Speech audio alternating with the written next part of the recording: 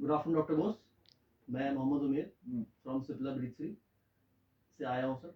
और सर आपका जो सांस फाउंडेशन है, इसने अभी कुछ बहुत अच्छा काम किया बेसिकली नेशनल लेवल पे, इंटरनेशनल लेवल पे।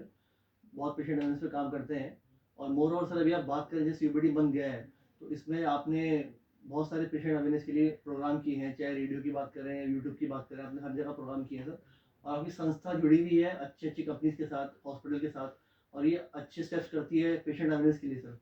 तो सर इसी सिलसिले में मैं आया हूँ। बेसिकली मेरा मकसद क्या है कि पेशेंट को पता चले सीओपीडी है क्या।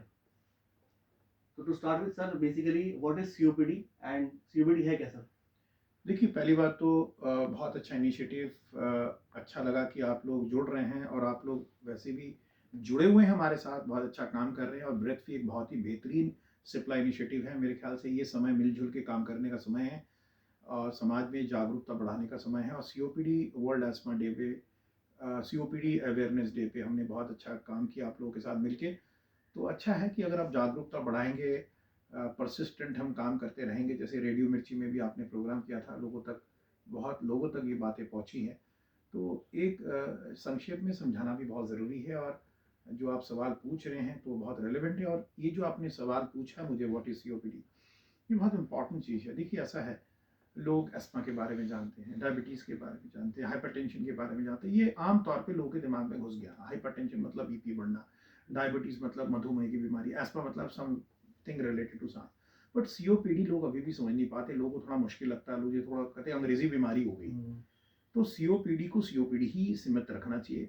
वैसे विस्तारित रूप में अगर आपको देखिए कि लोगों को ये समझाना है, क्योंकि बीमारी लंबी समझाने वाली चीज़ है, इसलिए संक्षेप में इसको सीओपीडी बोला जाता है। सी का मतलब है क्रॉनिक, लंबे चलने वाली। ओ का मतलब ऑब्स्ट्रक्शन, मतलब कहीं रुकावट हो रही है सांस में।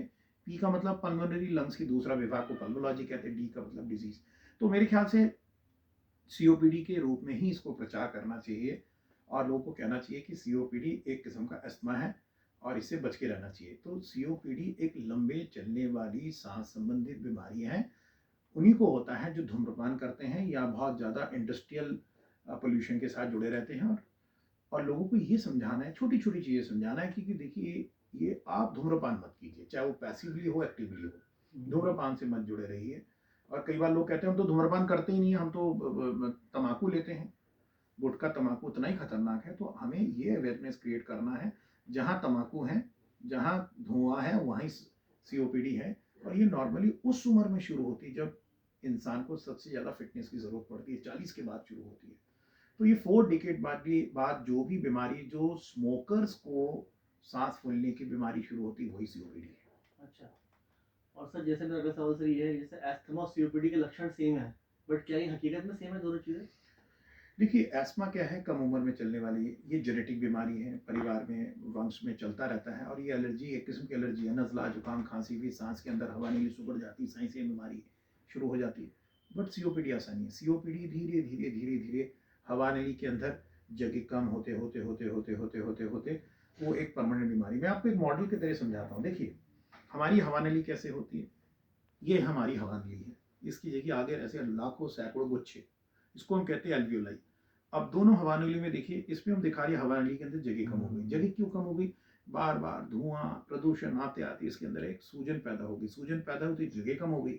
अब जगह कम हो गई, जैसे दिल्ली की सड़कें हो गई, फिर ट्रैफिक ज़्यादा होगा तो ऑक्सीजन पहुंचने में तकलीफ होगी। और आगे चल के आप देख रहे हैं काला पड़ रहा है। काला पड़ रहा है लंग्स, मतलब एक तो कार्बन रिटेंशन हो रहा है, दूसरा धीरे धीरे लंग्स की इलास्टिसिटी कमजोर हो जाती है।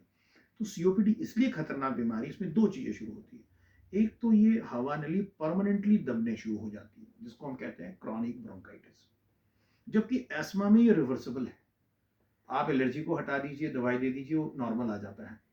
बट इसमें ये परमानेंट एक एक अटैक होता रहता है, वो बीमारी बढ़ती रहती है। तो ये रिवर्सिबल नहीं है, ये नॉन रिवर्सिबल या पार्टली रिवर्सिबल है। दूसरी बात है, इसके साथ साथ हर अटैक के साथ साथ इसकी इलास्टिसिटी लंग्स की कमजोर हो जाती है, जिसको हम एम्फाइसीमा कहते हैं।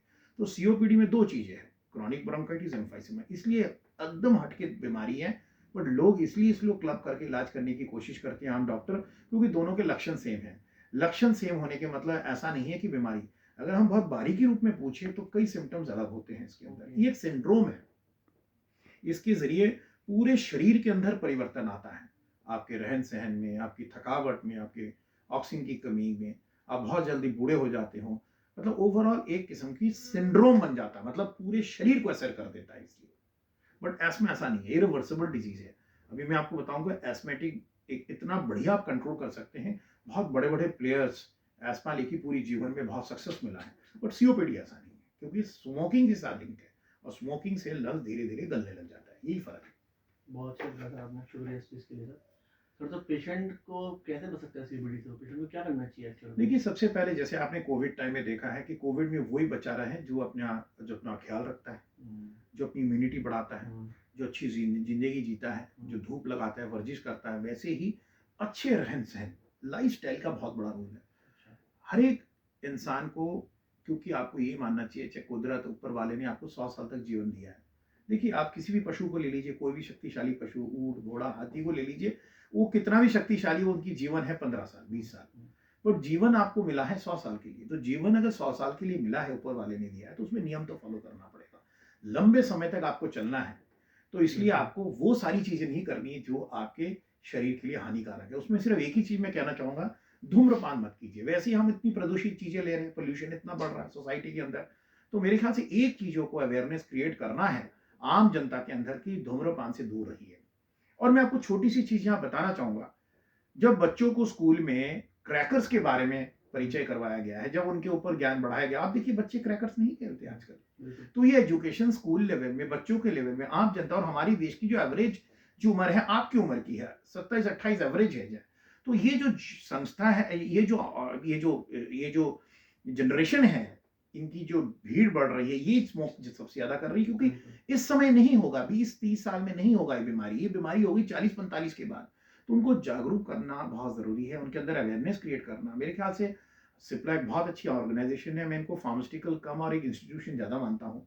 आप लोग जो ब्रेथ फ्री इनिशिएटिव कर रहे हैं, आपको मेरे ख्याल से अलग अलग कोहॉर्ट में जाके, स्कूल कॉलेज संस्था में जाके स्मोकिंग के अगेंस्ट आपको हमें काम करना पड़ेगा, तभी सीओपीडी से हम बच सकते हैं। और बाकी हमें कॉन्शियस सिटीजन होना पड़ेगा, पोल्यूशन को कम करना पड़ेगा, गाड़ियों को कम इस्तेमाल करना पड़ेगा, हमें ये सारे जो नेचुरल बर्निंग करते हैं उसको कम करना पड़ेगा, ओवरऑल पोल्यूटेंट्स को कम करना पड़ेगा, तभी हम बचे रख सकते हैं। तो ये प्रिवेंटेबल बीमारी है सीओपीडी एक तौर से। ग्रेट सर, ग्रेट, बहुत अच्छा। सर अभी लास्ट वीक आपका एक टॉक शो सुना था मैंने रेडियो पे, उसमें आप कुछ लंग अटैक के बारे में बात कर रहे थे सर। या पहले मैं उसके लिए आभारी हूँ आप लोगों का, क्योंकि ये सारी चीजें आप लोगों ने ऑर्गेनाइज करवाया था, क्योंकि एफएम एक ऐसा एक ऑर्गेनाइजेशन है जहां तक उसकी जो पहुंच है बहुत लोगों तक होती है, क्योंकि इसकी पहुंच बहुत लोगों तक होती है। और कई सवाल जवाब हुए उसके अंदर, और लोग हमें फोन भी किया कि लंग अटैक, लोगों को समझ में नहीं आ रहा था ये लंग अटैक क्या है। लोग कह रहे थे मुझे ये ब्रेन अटैक तो सुना है, हार्ट अटैक तो सुना है, लंग अटैक क्या है। मैंने कहा देखिए ये जमाना, अब ये जो जनरेशन और ये जो डिकेड चल रहा है, वो फेफड़े का डिकेड चल रहा है। कोविड में लोगों की काफी खराब हुए, स्पेशली जो स्मोक करते हैं, जिनके लंग्स कमजोर हैं, सीओपीडी लंग्स है, तो वो तो आप देख ही रहे कितने लोग, ऑक्सीजन की भागा दौड़ी शुरू हो गई। लंग अटैक का मतलब है अगर आपका सीओपीडी कंट्रोल नहीं है, अगर आप धूम्रपान कर रहे हैं, दवाई ले नहीं रहे, प्रॉपर डॉक्टर से इलाज नहीं कर रहे, तो पोल्यूशन के साथ साथ मौसम बदलते ही या विंटर में आपको नजला, जुकाम, वायरस, पोल्यूशन से अटैक पड़ सकता है। उसमें क्या होता है कि जो हवा नली, मैंने अभी जो आपको समझाया, जो हवा नली नैरो है और सिकुड़ जाती है, तो जो ऑलरेडी क्रॉनिक है वो एक्यूटली और भी बिगड़ जाता है, मतलब ऑलरेडी जगह कम है और कम हो जाती है, इसको हम लंग अटैक। तो सोच लीजिए वैसी आपके हवा नली के अंदर जगह कम है, उसके ऊपर अगर और सूजन बढ़ जाए, उसके अंदर और ट्रिगर्स अटैक पड़ जाए, चाहे धूल, मिट्टी, पोल्यूशन, स्मोकिंग का, तो क्या हालत होगी। तो क्या होगा, लंग्स फूल जाएगा, हवा आप अच्छी तरह सांस ले नहीं पाएंगे, आप सांस नहीं ले पाएंगे तो सांस छोड़ नहीं पाएंगे, तो एक किस्म की एयर ट्रैपिंग होनी शुरू हो जाती है, जिसको हम कहते हैं प्रेशर कुकर इफेक्ट। तो इंसान की बहुत तकलीफ होती है। सोच लीजिए जब सांस ले नहीं पा रहे तो कितनी कठिनाई हो जाती है। इसको लंग अटैक कहते हैं। उसमें क्या होता है कि खांसी बढ़ जाती है, सांस फूलना बढ़ जाता है, आदमी चेस्ट टाइटनेस बढ़ जाती है, इमीडिएटली भागा दौड़ी शुरू हो जाती है, आईसीयू की जरूरत पर कई बार जीवन भी जा सकता है, क्योंकि ऑक्सीजन की कमी हो जाती है। तो इसमें इसको हम लंग अटैक करते हैं। नॉर्मली इस तरीके विंटर सिचुएशन में, जब वो स्टबल बर्निंग बढ़ रहा है, या धूल मिट्टी बढ़ रही है, पोल्यूशन बढ़ रहा है, ठंड बढ़ रही है, क्योंकि उस समय पोल्यूटेंट्स नीचे जाते हैं, हवा का जो वातावरण के अंदर नमी आने के कारण, और ये जो एयर स्पीड स्लो होने के कारण सारा पोल्यूशन नीचे आ, जिसको हम स्मॉग इफेक्ट कहते हैं। तो इस समय बहुत ज़्यादा बढ़ता है। सीओपीडी के लिए अच्छे समय नहीं है, इसलिए इससे पहले ही जो सीओपीडी के जो पेशेंट्स है, एक तो उनको धूम्रपान नहीं करनी चाहिए, पोल्यूशन से बचना चाहिए, रेगुलरली अपर एयरवे क्लींजिंग करना चाहिए, और दवाई का एडजस्टमेंट करना चाहिए। और सबसे बड़ी बात है, ये होने से पहले इनके विशेषज्ञों से मिलकर इनकी डोज को एडजस्ट करनी चाहिए। ओके, बहुत बहुत धन्यवाद सर आपका। आपने इतने कम टाइम में इतनी सारी चीज़ें बताई, इतनी अच्छी चीज़ें बताई सर। उम्मीद है कि जनता तक पहुँचे और जनता इसको सुने और आम लोग मतलब जागरूक हों सर। थैंक यू सिर्फ सो मैं मच। आपको 2-3 चीज़ें ये कहना चाहूँगा कि देखिए जनता को बहुत संक्षेप में और सिंपल तरीके से बताइए और उनके दिमाग को हिट करने के लिए सिर्फ एक ही चीज़ बताइए कि ये आपकी जीवन है। बिल्कुल सर। देखिए लोग आप बोलेंगे कि सिगरेट छोड़ दी, वो कहते हैं यार क्या फ़र्क, ऐसी वैसी लोग तो सिगरेट पीते, कुछ होता नहीं है। उनको डराना पड़ेगा, धमकाना नहीं पड़ेगा, डराना पड़ेगा। आतंकित मत कीजिए, उनको बोलिए कि देखिए स्मोकिंग, और मैं समझता हूँ कोविड टाइम बहुत एप्रोप्रिएट टाइम है सीओपीडी अवेयरनेस को बढ़ाने के लिए, क्योंकि कोविड टाइम में सबसे ज़्यादा लंग्स को इफेक्ट हुआ है। लोग की ऑक्सीजन खराब हुई है, लोगों के लंग्स के अंदर सिकुड़न पैदा हुई है, लोग एकदम जीवन खत्म हो गया। तो लोगों को डराना पड़ेगा। देखिए अगर आप लंग्स का केयर नहीं लेंगे, अगर स्मोकिंग करेंगे, तो आपको कोविड से लंग जैसे खराब होता है वैसे सीओपीडी से खराब हो सकता है। तो एक समय है, सीख का समय है, और इस सीख को लेके हम आगे बढ़ सकते हैं और लोगों के अंदर अवेयरनेस क्रिएट कर सकते हैं। और अवेयरनेस क्रिएट करने से सीओपीडी से हम बच सकते हैं, नहीं तो बीमारी बढ़ती जाएगी। और सीओपीडी जिस तरीके से चल रही है, कुछ सालों में ये नंबर 1 बीमारी बन जाएगी, बन ही रही है ऑलरेडी। बिल्कुल सर। बहुत अच्छा लगा, मेरी शुभकामनाएं आपके साथ हैं, और मिलजुल के काम करेंगे तो हम आगे बढ़ेंगे और लोगों को हम ऐसे ही लोगों को हम हेल्प करते रहेंगे। नमस्कार, थैंक यू अपना सर। ख्याल रखिएगा, और मेरी तरफ से आप लोगों को नया साल मुबारक और मेरी क्रिसमस। और बहुत अच्छा लगा आपसे बातचीत करके। Thank you sir. Thank you.